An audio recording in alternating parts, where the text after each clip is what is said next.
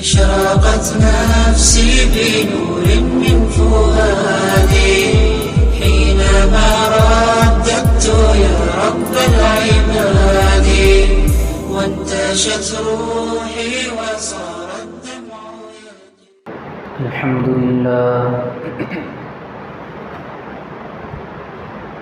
لله نحمده ونستعينه ونستغفره ونؤمن به ونتوكل عليه ونعوذ بالله من شرور أنفسنا ومن سيئات أعمالنا من يهده الله فلا مضل له ومن يضلله فلا هادي له ونشهد أن لا إله إلا الله وحده لا شريك له ونشهد أن سيدنا وسندنا ونبينا وحبيبنا ومولانا محمدا عبده ورسوله أما بعد فقد قال الله تبارك وتعالى في كلامه المجيد والفرقان الحميد بعد أعوذ بالله من الشيطان الرجيم بسم الله الرحمن الرحيم فمن زحزح عن النار وأدخل الجنة فقد فاز وما الحياة الدنيا إلا متاع الغرور. وقال تعالى في موضع آخر وأما من خاف مقام ربه ونهى النفس عن الهوى فإن الجنة هي المأوى. وقال النبي صلى الله عليه وسلم المسلم من سلم المسلمون من لسانه ويده أو كما قال عليه الصلاة والتسليم. لائق عزت تعظیم و تکریم مہمانان اعظام، دینی بھائیوں، دوستوں اور بزرگوں، پچھلے جمعے کے اندر 3 باتیں آئی تھیں. ایک دو باتیں تو بتائی گئی تھی لیکن ایک بات رہ گئی تھی. بات یہ آئی تھی کہ ابھی رمضان المبارک کا مہینہ ختم ہو کر کے شوال میں ہم نے قدم رکھا ہے. پچھلے جمعے میں شوال کا پہلا جمعہ تھا جس کے اندر باتیں یہ آئی تھی کہ رمضان جب جاتا گیا تو ہمیں 3 باتیں دے کر گیا ہے. رمضان 3 باتیں دے کر گیا ہے. پہلی بات تو یہ ہے کہ برداشت کرنا سکھا کر کے گیا ہے. پھر شکر بجا لانے کا طریقہ بھی دے کر کے گیا ہے. اور جو بنیادی مین بات ہے، رمضان نے ہمیں یہ بتایا ہے کہ جس طرح تم رمضان کے مہینے کے اندر کھانے سے رکتے رہے، پینے سے رکتے رہے، خواہشات سے رکتے رہے، یہ تمہارا جو معمول ہے سال بھر کے لیے ہونا چاہیے. رمضان میں کھانے سے رکنے کو، پینے سے رکنے کو، خواہشات سے رکنے والے کا نام متقی ہے. تو اللہ کہتا ہے یہ متقی کی جو صفت ہے یہ صرف رمضان میں نہیں ہے بلکہ سال بھر کے 12 مہینے، رمضان کے علاوہ 11 مہینوں کے اندر تقوی کی صفت اپنے اندر پیدا کرنا ہے. اس رمضان کے اندر کئی ویڈیو بھی ہم نے دیکھا ہے کہ باہر ملک کے کسی روزے دار آدمی کو پکڑ کر کے اسے ایک انتہائی قیمتی موبائل پیش کیا جاتا کہ بھائی تو روزہ توڑ دے، یہ قیمتی فون تیرے لیے. تو بندہ کہتا کہ اس طرح لاکھ فون تم دے دو، ہم روزہ توڑنے والے نہیں ہیں. کون سی چیز تھی جو بندے کو روزہ توڑنے سے بچا رہی تھی؟ تو اللہ کہتا ہے کہ ہم نے اسے ایسی چیز عطا کی تھی جس سے وہ روزہ نہیں توڑ رہا ہے، وہ اللہ کا ڈر ہے، وہ تقویٰ ہے۔ تو رمضان کا جو مہینہ ہمیں سکھا کر کے گیا ہے، یہ سال بھر کے لیے بتا کر کے گیا ہے تقوی کو اپنے اندر پیدا کریں۔ متقیوں کے اوصاف اللہ نے سورہ بقرہ کی ابتدائی آیتوں میں بھی متقیوں کے اوصاف کو بیان کیا ہے، ان کا تذکرہ کیا ہے کہ نمازوں کی پابندی کرتے ہیں، زکوٰۃ ادا کرتے رہتے ہیں، اللہ نے جو مال دیا ہے وہ دوسروں کے لیے خیرات کرتے ہیں، اور ایمان ان کا آخرت پر بھی ہوتا ہے، اللہ پر بھی ان کا ایمان ہوتا ہے۔ تو رمضان کا مہینہ جیسے ہی ختم ہو گیا، تقوی کو ہم نے پیٹھ پیچھے ڈال دیا، صبر کو ہٹا دیا، شکر کو ہٹا دیا۔ اب پوچھیں ذرا کہ بھائی اب تمہاری تقوی کی جو صفت تھی، جو کیفیت تھی رمضان میں تھی، وہ کہاں تھی؟ تو کہتے ہیں کہ بھائی رمضان ختم ہو گیا، تقوی سب کچھ ہم نے پیک کر کے پوٹلی کے اندر رکھ دیا، شکر کو ہم نے لات مار دیا، صبر کو ہم نے پھینک دیا، اب ہمیں ضرورت نہیں ہے تقوی اختیار کرنے کی، چونکہ ہمارا عقیدہ ہے، ہم کہتے ہیں کہ اللہ رمضان المبارک کے مہینے میں ہوتا ہے تو ہم تقوی اختیار کرتے ہیں، جیسے ہی رمضان جاتا ہے تو ہم سمجھتے ہیں کہ ہمارا اللہ بھی چلا گیا۔ تو اللہ تبارک و تعالیٰ کہتا ہے وَإِذَا سَأَلَكَ عِبَادِي عَنِّي فَإِنِّي قَرِيبٌ أُجِيبُ دَعْوَةَ الدَّاعِ إِذَا دَعَانِي فَلْيَسْتَجِيبُوا لِي وَلْيُؤْمِنُوا بِي لَعَلَّهُمْ يَرْشُدُونَ۔ ارے تقویٰ تو سال بھر اختیار کرنے کی چیز ہے، اللہ رمضان میں بھی ہوتا ہے، اللہ غیر رمضان میں بھی ہوتا ہے۔ اللہ دوسرے مقام پر کہتا ہے وَنَحْنُ أَقْرَبُ إِلَيْهِ مِنْ حَبْلِ الْوَرِيدِ۔ بندہ سمجھتا ہے کہ رمضان میں اس کے قریب ہوں اور مہینوں کے اندر میں چلا گیا ہوں، لیکن بات ایسی نہیں ہے۔ رمضان کا مہینہ جب آتا ہے تو ہم بندے کو قریب کرتے ہیں، ورنہ تو میں اس کی جو جان کی رگیں ہیں، اس کی جو شہرت ہے، اس سے زیادہ بندے کے قریب ہوتا ہوں۔ وَإِذَا سَأَلَكَ عِبَادِي عَنِّي فَإِنِّي قَرِيبٌ۔ آپ سے پوچھے اللہ تبارک و تعالیٰ اپنے حبیب سے کہتا ہے اے میرے محبوب، آپ سے اگر پوچھیں کہ تمہارا اللہ کہاں ہے تو بتا دینا کہ اللہ تعالیٰ تمہارا اتنا قریب ہے، اتنا قریب ہے، تمہارے شہرت سے بھی زیادہ قریب ہے۔ تو رمضان گیا، انسان اللہ کو بھول بیٹھا ہے، اب کامیابی کے راستے تلاش کر رہا ہے، کہیں مجھے کامیابی میرے قدم چومے، مال کی طرف لپکا، کبھی اولاد کی طرف لپکا، کبھی کاروبار کے اندر بیٹھ کر کے اللہ کو بھلا دیا، کبھی بلڈنگوں کے پیچھے بن کر کے اپنی آخرت کو تباہ کر دیا۔ بھاگ تو رہا ہے دنیا کے پیچھے، لیکن تمنا اس کی ہے کہ میں آخرت کے اندر کامیاب ہو جاؤں، میں فلاح کو پہنچ جاؤں، میں بہبودی تک پہنچ جاؤں۔ اللہ کہتا ہے فلاح تیرے مال میں نہیں ہے، فلاح تیرے کاروبار میں نہیں ہے، فلاح دنیا کے پیچھے نہیں ہے۔ تو اللہ رب ذوالجلال نے کہا ہے فَمَنْ زُحْزِحَ عَنِ النَّارِ وَأُدْخِلَ الْجَنَّةَ فَقَدْ فَازَ۔ کامیابی تو اللہ تبارک و تعالیٰ نے کہاں رکھا ہے؟ تو اللہ کہتا ہے کامیابی ان چیزوں سے ہٹ کر کے، کامیاب تو بندہ وہ ہے جس سے میں جہنم کے عذاب سے ہٹا کر کے جنت میں بھیج دوں۔ فَمَنْ زُحْزِحَ عَنِ النَّارِ وَأُدْخِلَ الْجَنَّةَ فَقَدْ فَازَ۔ قسم ہے اس ذات کی جس کو کامیاب میں دینا چاہتا ہوں، میں اسے اس گندگی سے ہٹا کر کے جنت میں ڈال دینا چاہتا ہوں۔ جب بندہ جنت کے اندر چلا جائے جہنم سے بچ کر کے، تو سمجھ لینا کہ یہ کامیابی ہے۔ تو آج ہم بھٹکے ہوئے ہیں، انتہائی غفلت کی زندگی گزار رہے ہیں، جبکہ اللہ رب ذوالجلال نے بار بار کہا ہے وَمَا الْحَيَاةُ الدُّنْيَا إِلَّا مَتَاعُ الْغُرُورِ۔ یہ جو دنیا ہے لہو و لعب کا سامان ہے، کھیل تماشا ہے، پانی کا بلبلہ ہے۔ اگر پانی کے بلبلے کا وہ ہے، پانی کا بلبلہ اگر سمندر میں کوئی چیز پھینک دے تو ایک غبارہ سا نکلنے لگتا ہے، پلک جیسے ہی جھپکا تو غبارہ بند ہو جاتا ہے۔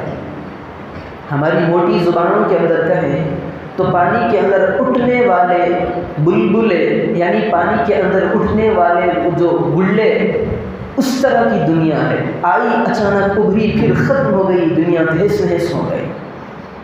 امام غزالی علیہ رحمۃ اللہ علیہ نے کہا ہے کہ جو یہ دنیا ہے ایسا سمجھے کہ دنیا کو دنیا ایک کھلونا ہے، دنیا کی ساری چیزیں کھلونا ہے۔ اللہ نے رتبہ دیا ہے، کھلونا ہے۔ اللہ نے مال دیا ہے، کھلونا ہے۔ اللہ نے جائیدادیں دی ہیں، کھلونا ہے۔ اللہ نے دنیا کی سب کچھ آپ کے قدموں میں ڈال دیا ہے، تو یہ سب کچھ کھلونا ہے۔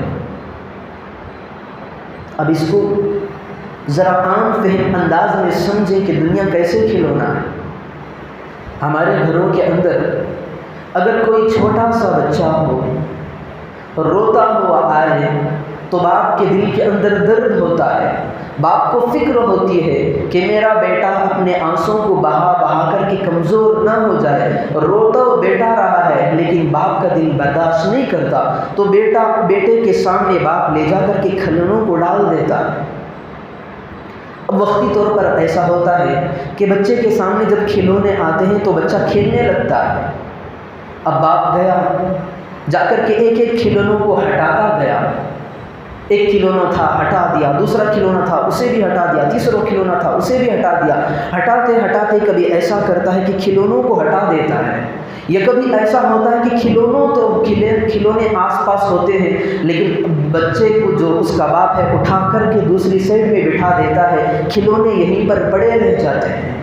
تو اللہ تبارک و تعالیٰ یہ بتانا چاہتا ہے جس طرح باپ اپنے بچے کو کھلوں کے درمیان سے اٹھا لیتا ہے، اسی طرح وہ کھلونے، میں نے تمہیں جو مقام دنیا میں دیا تھا، جو شہرت عطا کی تھی، جو مال و دولت دیا تھا، جس پر تمہیں اکڑ تھی، جس پر تمہیں ناز تھا، جس پر تم نے اپنے اللہ کو بھلا دیا تھا، تم غفلت کی زندگی گزار رہے تھے، یہ ساری چیزیں کھلونے ہیں۔ کبھی اللہ ایک کھلونا مقام کو ہٹا دیتا ہے، کبھی مرتبے کو نکال دیتا ہے، کبھی ذلت کو ڈال دیتا ہے، کبھی آپ سمیت مال و دولت کو چھین لیتا ہے۔ تو جس طرح باپ اپنے بیٹے کے سامنے کھلونوں کو اٹھانا چاہتا ہے، اسی طرح اللہ تبارک و تعالیٰ کبھی مقام و مرتبے کو، شہرت کو، مال کو، رزق کو، سب چیزوں کو اٹھا لیتا ہے۔ یہ کبھی ایسا ہوتا ہے کہ مال بھی ہوتا ہے، مقام بھی ہوتا ہے، عزت بھی ہوتی ہے، شہرت بھی ہوتی ہے، لیکن جن چیزوں کا جو مالک انسان ہوتا ہے اللہ تبارک و تعالیٰ اسے ہی اوپر اٹھا لیتا ہے۔ تو ساری چیزیں جو مقام و مرتبہ ہے، عزت ہے، شہرت ہے، کھلونوں کے معنی دنیا کے اندر پڑی رہ جائے گی اور یہ گڑھے کے اندر چلا جائے گا۔ پھر بھی انسان بغیر سمجھے ان کھلونوں کے پیچھے بھاگ رہا ہے۔ اللہ بار بار سمجھا رہا ہے وَمَا الْحَيَاةُ الدُّنْيَا إِلَّا مَتَاعُ الْغُرُورِ، ارے تم کہاں بھاگے جا رہے ہو؟ دنیا کے پیچھے کب تک پڑو گے جبکہ تمہارا باپ جب دنیا کے اندر آیا وہ نہیں رہا، تمہارا دادا آیا نہیں رہا، تمہارا نانا آیا دنیا کے اندر نہیں رہا، تمہیں کب قرار پانا ہے؟ ایک نہ ایک دن تمہاری آنکھیں بھی بجھ جائیں گی، تمہارے سانسوں کو بھی روک تھام لگا دیا جائے گا، تمہارے دل کی دھڑکنوں کو بھی بند کر دیا جائے گا، بس چند لمحوں کی مہمان کی زندگی ہے۔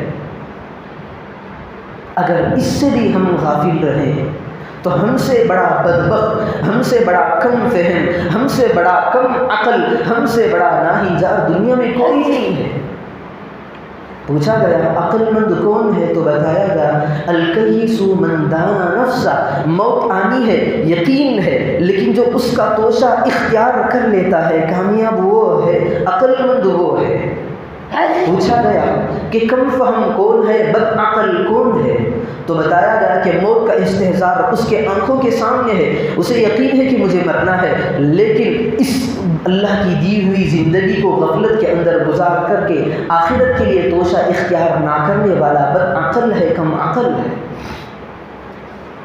تو اللہ تبارک و تعالیٰ نے بتایا کہ دنیا کے پیچھے پڑو گے تو کامیابی نہیں ملے گی، آخرت کے اندر لپکو، آخرت کے اندر دوڑ پڑو تو تمہارے قدموں میں کامیابی چومتی رہے گی، تمہیں اللہ تبارک و تعالیٰ عزت سے نوازے گا، شہرت سے نوازے گا، ہر چیز سے نوازے گا، آپ ساری چیزیں دنیا کی جو ذریعے کی تمہارے قدموں کے اندر ڈال دے گا۔ اب ذرا اللہ سے پوچھیں اللہ تو کامیاب کب بناتا ہے؟ تو اللہ کہتا ہے الذین آمنوا وعملوا الصالحات، میں کامیاب اس بندے کو بناتا ہوں جس کا ایمان پختہ ہو۔ ایمان تو ہمارے پاس ہے لیکن ایسا ہے جو پہلے درجے کے لوگ تھے، جو پہلے زمانے کے کافر تھے، جن کی زبانوں سے جو کلمے نکلتے تھے آج ہماری زبانوں سے وہ کلمے نکل رہے ہیں۔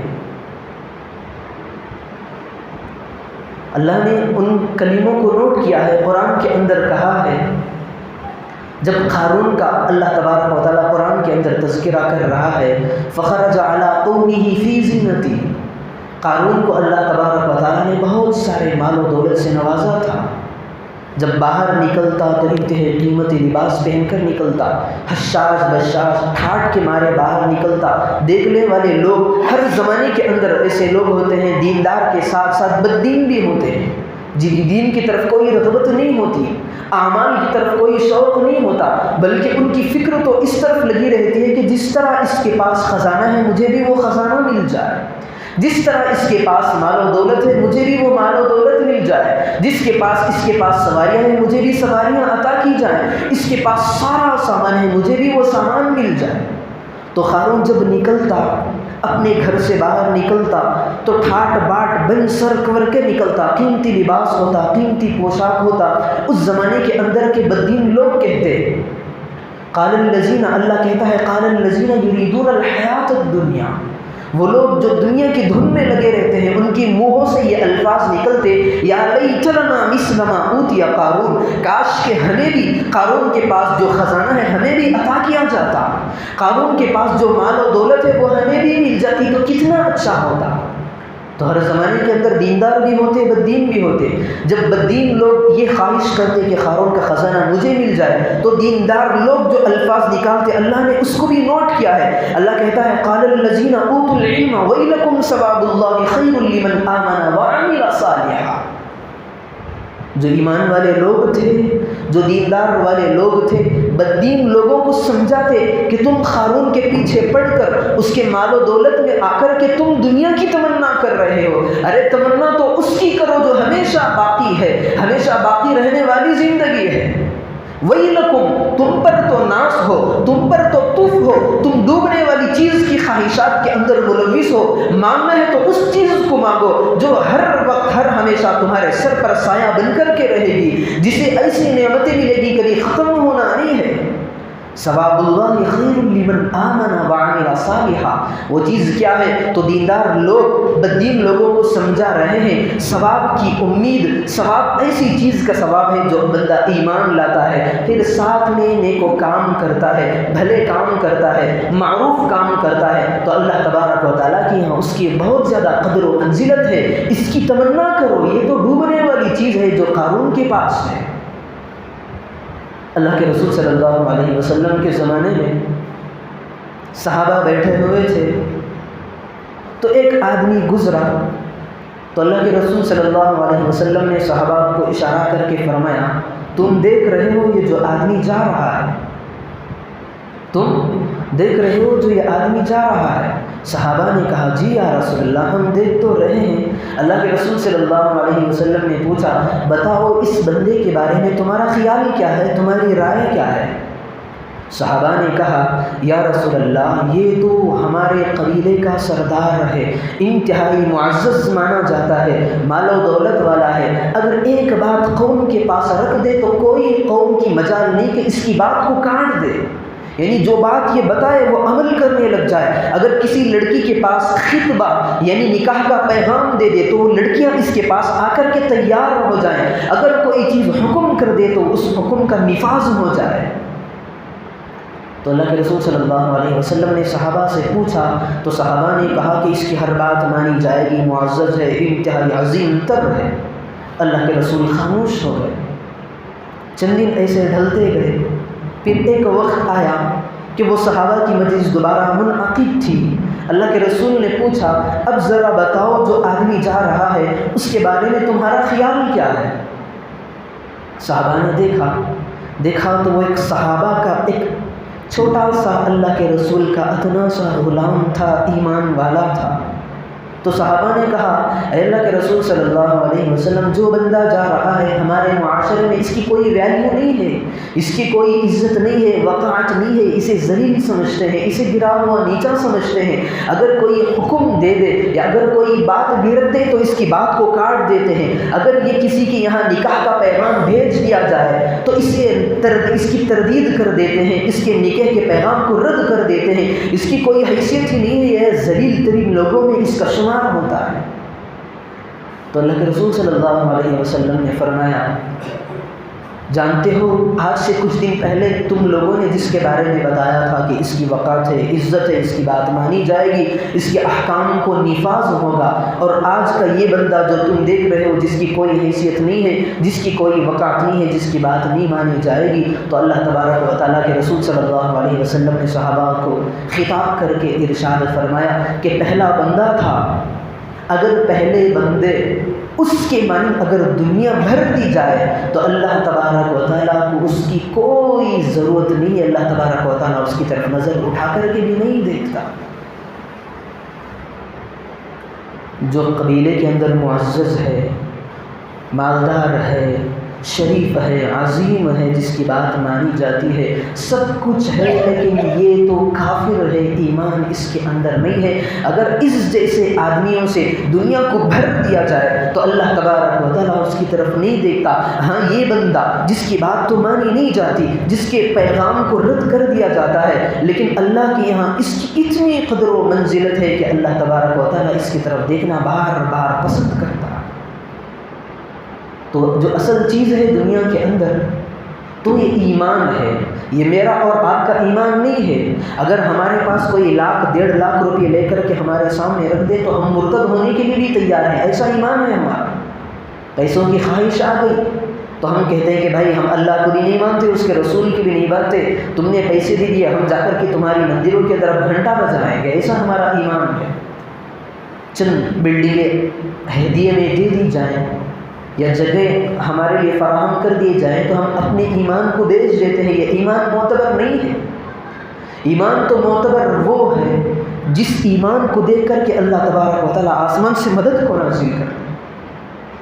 جس طرح 1400 سال پہلے رسول کے ماننے والوں کا ایمان تھا، اگر جا کر کے جنگل میں کہتے کہ ہم تو اللہ کے رسول کے غلام ہیں، یہاں سے راستہ خالی کر دو، تو افریقہ کے بڑے سے بڑے جنگل کے اندر کوئی جانور نظر نہیں آتا، صحابہ کا اتباع کر کے جانور بھی جنگل کو خالی کر دیتے۔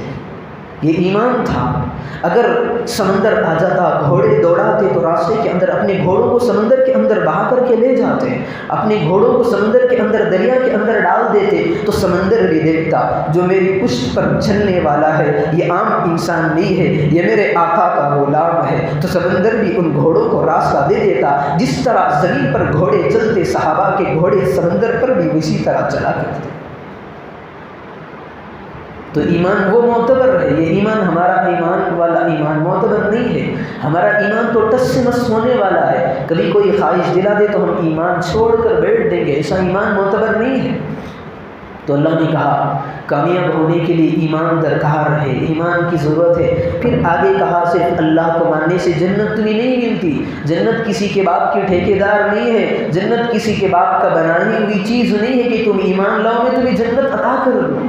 اللہ کہتا ہے الذین آمنوا، ایمان لاؤ، وعملوا الصالحات، نیک کام کرو۔ یہ کوئی پاپڑ نہیں ہے کہ فوراً تم نے ایمان لا لیا ہم جنت میں بھیج دیں گے، ایمان ٹکٹ نہیں ہے، اعمال صالحہ ہو تبھی اللہ تبارک و تعالیٰ فوراً جنت کے فیصلے کرتا ہے۔ اب ذرا اللہ سے ہم پوچھیں کہ اے اللہ ایمان تو ہم نے لا لیا، تیرے نیک اعمال کرنے کے لیے ہمیں کیا کرنا پڑے گا؟ ہماری عادت ہے جب بندہ بیمار ہوتا ہے تو فوراً کہاں بھاگتا ہے؟ یا ڈاکٹر کے پاس بھاگتا ہے، طبیب کے پاس جاتا ہے، یا حکیم کے پاس جاتا ہے، جا کر کے پوچھتا ہے مجھے فلاں بیماری ہے، مجھے علاج بتاؤ نا ذرا، میرے سر میں درد سر کی شکایت ہے، پیٹ کے اندر درد ہے، پیر میں درد ہے، علاج بتاؤ، میں علاج لے لوں پھر میرا درد دور ہو جائے۔ ہماری عادت ہے، کبھی ہم نے دین کے بارے میں ایسا نہیں سوچا کہ فلاں اللہ سے ہمیں راضی، اللہ ہمارے سے راضی ہو جائے، ہم کن اعمال کی طرف ہمیں لپکنا پڑے گا، ہماری دماغوں میں کبھی آیا ہی نہیں، ویسے ایمان والے۔ تو ہم پوچھیں ذرا اللہ سے، اللہ ذرا نسخہ تو بتا دینا، میں ایمان والا ہوں، میں نے تیرے نام کا کلمہ پڑھا ہے، تیرے احکام کی پابندی کرنے کی قسم ٹھانی ہے، تیرے رسول کی اتباع کرنے کی قسم بھی ٹھانی ہے، لیکن اعمال صالحہ کرنا مجھ سے دشوار ہے، ایک نسخہ تو بتا دینا، میں اعمال کے اندر لگ۔ تو اللہ تبارک و تعالیٰ کہتا ہے وَأَمَّا مَنْ خَافَ مَقَامَ رَبِّهِ وَنَهَى النَّفْسَ عَنِ الْهَوَىٰ فَإِنَّ الْجَنَّةَ هِيَ الْمَأْوَىٰ۔ صرف ایک چیز کو اپنے دل کے اندر پیدا کر لو، ایمان تمہارا برقرار رہے گا اور اعمال صالحہ کے اندر تمہاری رغبت زیادہ ہو جائے گی۔ وہ چیز کیا ہے؟ وَأَمَّا مَنْ خَافَ مَقَامَ رَبِّهِ۔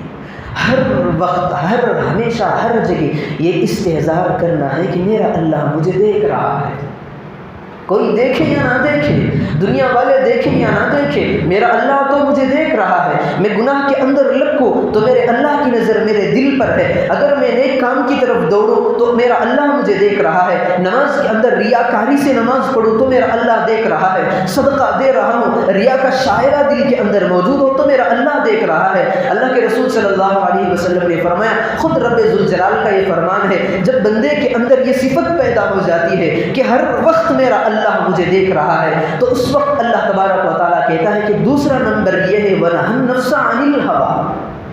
جب تو اللہ سے ڈر رہا ہے، روزانی خواہشات سے میں تجھے روک دوں گا، تو کرنا بھی چاہے گا تو میں تجھے پیچھے سے پکڑ لوں گا، تو آگے بڑھنا چاہے گا گناہ کے کاموں میں تجھے کھینچ لوں گا، اپنی رحمت کا پھندا ڈال کر کے تجھے پیچھے ہٹا لوں گا، کیونکہ تو مجھ سے ڈر رہا ہے اور میرے ذمے یہ ہے کہ جب تو گناہ کے کاموں میں پڑے تو میں اسے پیچھے ہٹاتا رہا، تو دنیا کی طرف لگ کے تجھے میں کھینچتا رہا۔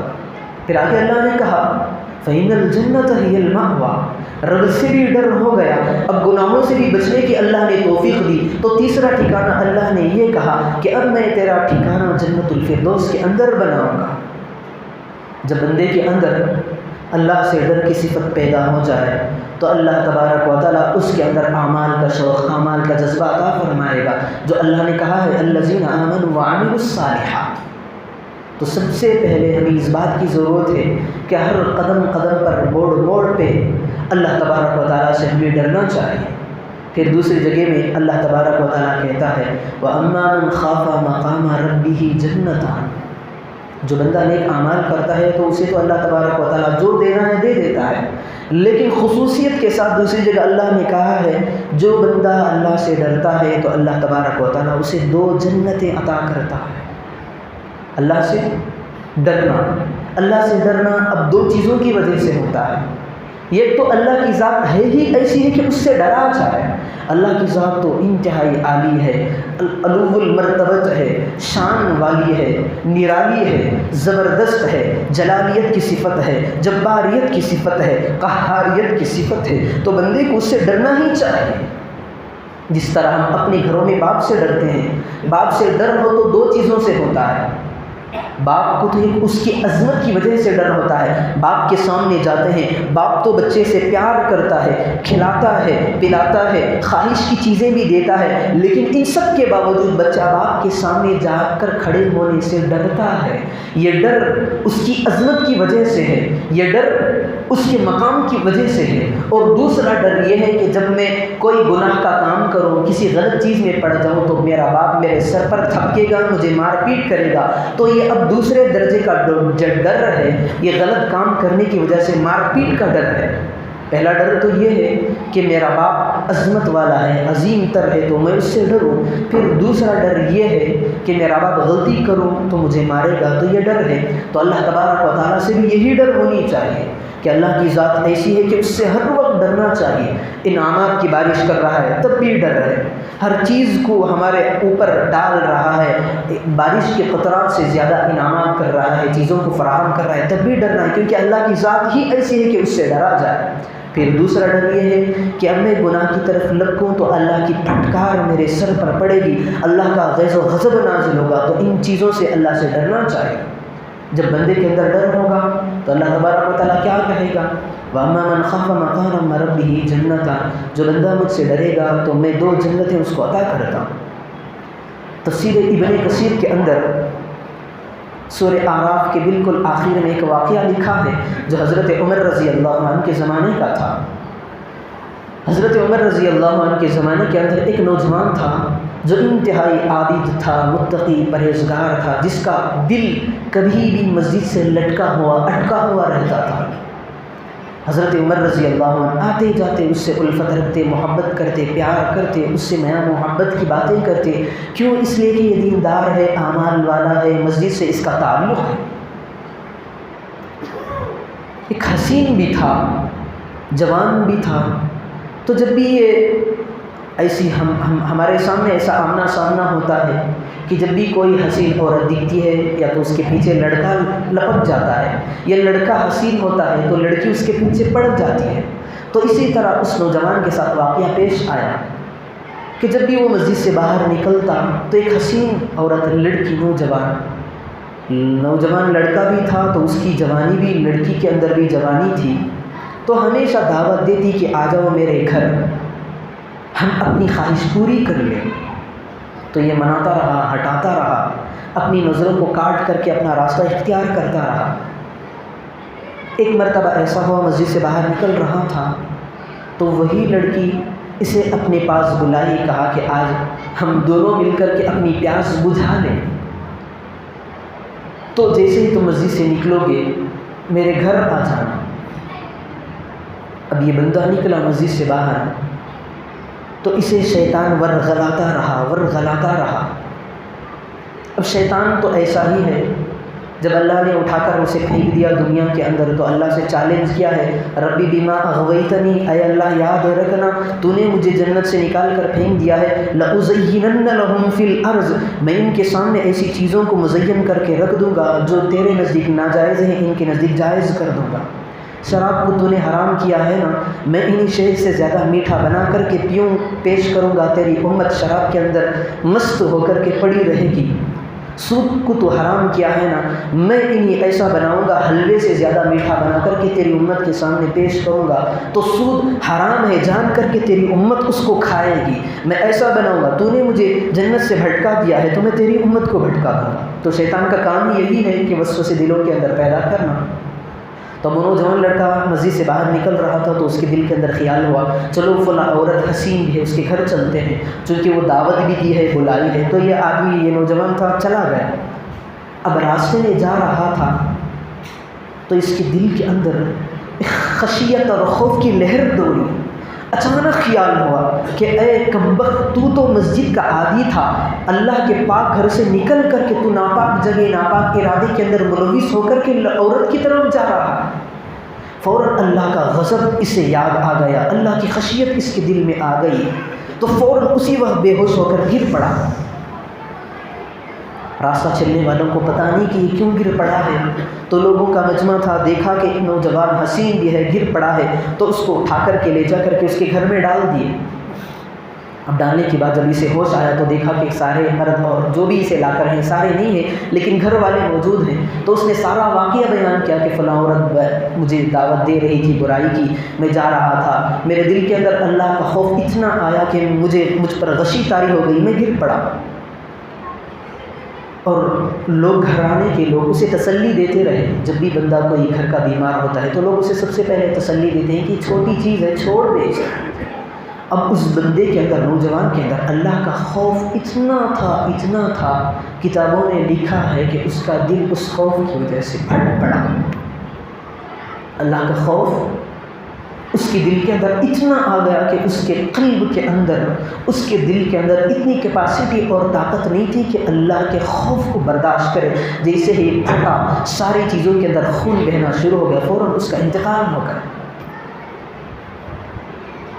اب ایک وقت آیا، اس کی تجہیز و تکفین کے بعد اسے دفن کر کے واپس آ گئے۔ اب حضرت عمر رضی اللہ عنہ نے دیکھا، لوگوں سے پوچھا کہ بھائی اس نوجوان کا کیا حال ہے جو ہر وقت ہمیشہ مسجد کے اندر اٹکا رہتا تھا، جس کا دل، وہ کہاں ہے؟ لوگوں نے بتایا امیر المومنین وہ تو دنیا کو چھوڑ کر کے 4 دن گزر گئے۔ تو حضرت عمر نے پوچھا تعجب سے، یہ تو ہمیں پتہ ہی نہیں ہے۔ فوراً اس کے گھر گئے، گھر جانے کے بعد تعزیتی الفاظ، کلمے تھے، جو بھی والدین سے کہنا تھا کہے۔ تو ان کے والدین نے بتایا کہ سارا واقعہ ایسا ہے، اللہ کا ڈر تھا، جس ڈر کی وجہ سے اس کا دل پھٹ گیا، اس کی وجہ سے اس کا انتقال ہو گیا۔ تو گھر والوں سے کہا کہ چلو ذرا بتا دینا کہ اس کی قبر کہاں پہ رکھی ہوئی، اسے کس قبرستان کے کس حصے میں اس کی تدفین ہوئی، وہاں پر مجھے لے جانا۔ جب گئے، جا کر کے جو چیز اسے پڑھ کر کے بخشنا تھا بخش دیے۔ پھر حضرت عمر رضی اللہ عنہ نے اس نوجوان کو خطاب کر کے کہا، ارے نوجوان ذرا یہ تو بتانا، میں نے تیرے بارے میں سنا ہے کہ تو زندگی کے ہر موڑ پر، حتیٰ کہ تیرے آخری وقت تک تیرا رویہ ایسا تھا کہ ہر وقت تو اللہ سے ڈرا کرتا تھا، اسی نتیجے میں تیرا دل پھٹ گیا اور تیرا انتقال ہو گیا، اتنا خوف تیرا اللہ کا ہے۔ میں نے قرآن میں پڑھا ہے وَأَمَّا مَنْ خَافَ مَقَامَ رَبِّهِ جَنَّتَانِ، جو بندہ اللہ سے ڈرتا ہے تو اللہ کا وعدہ ہے، اللہ تبارک و تعالیٰ اسے 2 جنتیں عطا کرتا ہے۔ تو مجھے ذرا بتانا تو کیا پا رہا ہے قبر کے اندر؟ تو اللہ تبارک و تعالیٰ نے اس نوجوان کو گویا یہ عطا کی۔ حضرت عمر کے ساتھ ایک کنبہ تھا، قبیلہ تھا، ایک بہت سارا مجمع تھا۔ تو قبر کی آواز، جیسے ہی قبر کے اندر سے آواز آئی، حضرت عمر کے ساتھ ساتھ سارے مجمع نے سنا۔ اس نے کہا، صرف اتنا کہا کہ جو اللہ نے قرآن میں کہا ہے وَأَمَّا مَنْ خَافَ مَقَامَ رَبِّهِ جَنَّتَانِ، میں نے یہاں آ کر کے دیکھ لیا، اللہ تبارک و تعالیٰ نے دونوں جنتیں میرے لیے یہاں پر عطا کر دیا۔ تو ایمان ہے، یہ تو اچھی چیز ہے۔ اعمال صالحہ کرنے کے لیے ہمیں سب سے پہلے زندگی کے ہر موڑ پہ اللہ تبارک و تعالیٰ سے ڈرنا چاہیے۔ جب بندہ اللہ تبارک و تعالیٰ سے ڈرے گا، اپنے دل کے اندر اللہ کی خشیت کو بسائے گا، تو اعمال پر چلنا بھی آسان ہوگا، خواہشات پر اپنے پیروں سے اسے روندنا بھی آسان ہوگا۔ ایک اعمال کی طرف لپکے گا، دوسرا گناہوں سے بچے گا۔ لیکن اگر اللہ کا خوف اور ڈر نہیں ہوگا تو صرف ہمارے دلوں کے اندر ایمان ہوگا، اعمال صالحہ نہیں ہوں گے، اور گناہوں کو ہمارے اندر چھوڑنا عادت بھی نہیں بنے گی۔ تو اس بات کی سخت ضرورت ہے کہ اپنے دلوں کے اندر کہیں پر بھی ہم رہیں، یہ محسوس کریں کہ میرا اللہ مجھے دیکھ رہا ہے، نیک کام کروں تب بھی دیکھ رہا ہے، گناہ کے کام کروں تب بھی میرا اللہ مجھے دیکھ رہا ہے۔ اللہ تبارک و تعالیٰ سے دعا فرمائیں کہ اللہ تبارک و تعالیٰ ہم تمام کو ساری امت کے دلوں کے اندر اپنی خشیت اور معرفت عطا فرمائے، سنی ہوئی باتوں پر عمل کی توفیق عطا فرمائے۔ آمین۔ وآخر دعوانا ان الحمد للہ رب العالمین۔